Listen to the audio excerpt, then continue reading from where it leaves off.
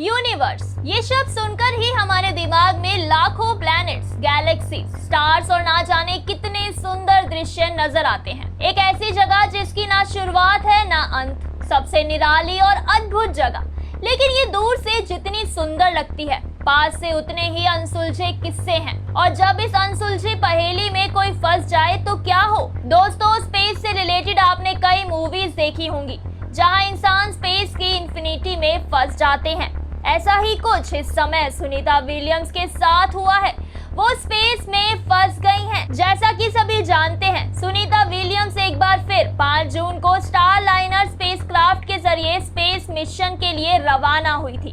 उनके साथ एक और एस्ट्रोनॉट बुश विल्मोर भी थे, जो मिशन कमांडर हैं। दोनों को इंटरनेशनल स्पेस स्टेशन पर करीब 8 दिन का वक्त बिताकर वापस लौटना था, पर अब तक दोनों की वापसी नहीं हो सकी है। बात करें स्टारलाइनर स्पेसक्राफ्ट की, तो सुनीता विलियम्स जिस स्पेसक्राफ्ट के जरिए इंटरनेशनल स्पेस स्टेशन तक पहुंची हैं, उसे अमेरिकी एयरक्राफ्ट कंपनी बोइंग ने डेवलप किया है। इसी स्पेसक्राफ्ट को स्टारलाइनर का नाम दिया गया है। कंपनी इसको स्पेस कैप्सूल भी कहती है। बोइंग ने अमेरिकी स्पेस एजेंसी नासा के कमर्शियल स्पेस प्रोग्राम के लिए स्पेसक्राफ्ट को डेवलप किया है। एक तरीके से स्टारलाइनर नासा और बोइंग के जॉइंट कोऑपरेशन में डेवलप हुआ है। और अब इसी स्पेसक्राफ्ट में गड़बड़ी की वजह से दोनों एस्ट्रोनॉट स्पेस में फंस गए हैं। दरअसल 5 जून को स्टारलाइनर का पहला ह्यूमन ट्रायल किया गया। सुनीता विलियम्स और बुश विल्मोर इस स्पेसक्राफ्ट से आईएसएस के लिए रवाना हुए। हालांकि जब स्टारलाइनर को लॉन्च किया जा रहा था, तभी इसमें से हीलियम गैस लीक हो रही थी। एक रिपोर्ट के मुताबिक बोइंग के इंजीनियर्स को लॉन्चिंग के दौरान गैस लीक के बारे में पता था, पर तब उन्हें नहीं लगा कि ये कोई बड़ी परेशानी है। पर अब जब जर्नी के दौरान स्पेसक्राफ्ट में 4 और जगह से हीलियम गैस लीक होने लगी है। इसके साथ ही जब इंटरनेशनल स्पेस स्टेशन में डॉक किया गया, यानी स्पेस स्टेशन के साथ स्पेसक्राफ्ट को जोड़ा गया, तो उस वक्त इसके थ्रस्टर भी फेल हो गए। हालांकि अब नासा और बोइंग का कहना है कि 5 में से 4 थ्रस्टर ठीक कर लिए गए हैं। पर अब सवाल है कि क्या इस स्पेसक्राफ्ट से वापस घर का रुख किया जा सकता है। तो इस पर नासा कहती है कि ऐसा बिल्कुल नहीं है, कि स्टारलाइनर का इस्तेमाल नहीं किया जा सकता। इमरजेंसी के केस में विलियम्स और उनके साथी एस्ट्रोनॉट इस स्पेसक्राफ्ट से धरती तक लौट सकते हैं। लेकिन ये एक इमरजेंसी केस के बारे में कहा गया है। लेकिन लौटने से पहले नासा सारी परेशानी की जड़ तक जाना चाहती है। वो पता लगाना चाहती है कि आखिर इन फ्लाइट्स में गैस क्यों और कैसे लीक हुई और थ्रस्टर क्यों फेल हो गए। यही वजह है कि एस्ट्रोनॉट्स की वापसी अभी के लिए टाल दी गई है, ताकि उन्हें पृथ्वी का रुख करते हुए किसी परेशानी का सामना ना करना पड़े। वहीं दोस्तों, एक्सपर्ट्स की राय नासा के स्टेटमेंट से बिल्कुल अलग है। उनके मुताबिक स्टारलाइनर में हीलियम गैस लीकेज एक सीरियस इश्यू है।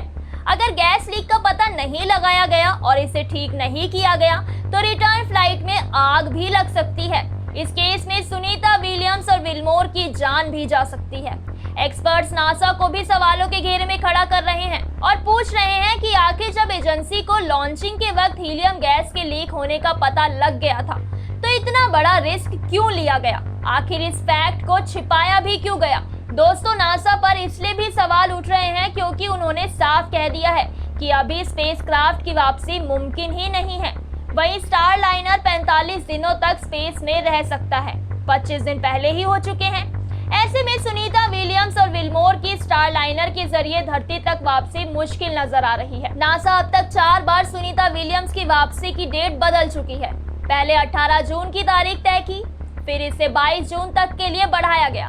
उसके बाद वापसी की तारीख 26 जून कर दी गई। अब कह रहे हैं कि वापसी में 90 दिनों तक का समय भी लग सकता है, जो एक बड़ी चिंता का विषय है। तो क्या और कोई रास्ता नहीं है? वेल दोस्तों, ऐसा भी नहीं है। अगर बोइंग का स्पेसक्राफ्ट स्टारलाइनर फेल हो गया, तब भी सुनीता विलियम्स धरती तक लौट सकती हैं। भला वो कैसे?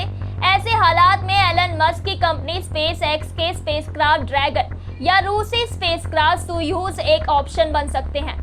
नासा इनके जरिए सुनीता विलियम्स को धरती तक लाने का काम कर सकती है। वहीं सुनीता विलियम्स और विल्मोर इंटरनेशनल स्पेस स्टेशन में अकेले भी नहीं हैं। वहां पहले से ही अलग अलग देशों के 5 एस्ट्रोनॉट मौजूद हैं। नासा के मुताबिक फिलहाल उनके लिए किसी भी तरह का खतरा नहीं है और खाने पीने का काफी इंतजाम भी है। वेल दोस्तों, आपको क्या लगता है, क्या सुनीता विलियम्स और उनके साथी एस्ट्रोनॉट की धरती पर सुरक्षित वापसी हो सकेगी? अपनी राय हमें कमेंट सेक्शन में जरूर बताएं।